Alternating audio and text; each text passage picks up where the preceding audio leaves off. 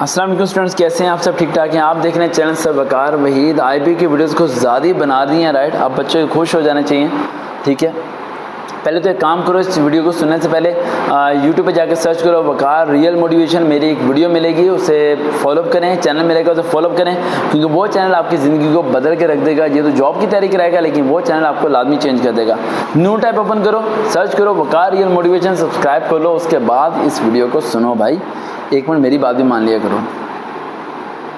Facebook पे जाके search करो वकार विद, वहाँ जाके फॉलोअप कर लेना, ताकि आपको पता चलता रहे मेरे सेमिनार्स कब, कौन से शहर में कब कब होने वाले हैं। समझ आ गई?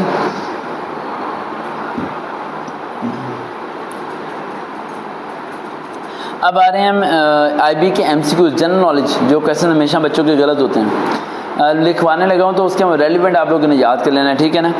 मुदब्बर head works is locked on the river. पहले तो जेहन में रखो कि इंग्लिश में सारे क्वेश्चन आने हैं। अगर इंग्लिश समझ आई तो सवाल सही हो जाएगा, इंग्लिश समझ ही ना आई तो सवाल कैसे सही होगा भाई? आपको दरिया, रिवर चनाब, झेलम, रावी, इंडस, इन सब के बारे में पता होना चाहिए कि ये कहाँ हैं, कौन कौन से शहरों में हैं, और इनका इलेक्ट्रिसिटी प्रोड्यूस करने की कितनी कितनी कैपेसिटी है, और पानी का क्या इसका criteria, right. Karachi nuclear power plant was set up in the year. कौन से साल में न्यूक्लियर पावर प्लांट लगाया गया था वहाँ पर? 1971 में लगाया गया था। उसके बाद से लेकर अभी तक लोड शेडिंग हो रही है। पता नहीं कोई पावर प्लांट लगाया या नहीं लगाया, नहीं लगाते ये लोग, पैसे खा जाते हैं सारे के सारे। Pakistan coast line is about dash kilometre. कितने किलोमीटर है ये आपको पता होना चाहिए, गूगल पर सर्च करना। आ गया था the dash is situated in the south of Pakistan. South of Pakistan में कौन सी है? अरेबियन सी, ठीक है। उसके अलावा K2 की हाइट कितनी है? माउंट एवरेस्ट की हाइट कितनी है? K2 स्टैंड फॉर क्या होता है?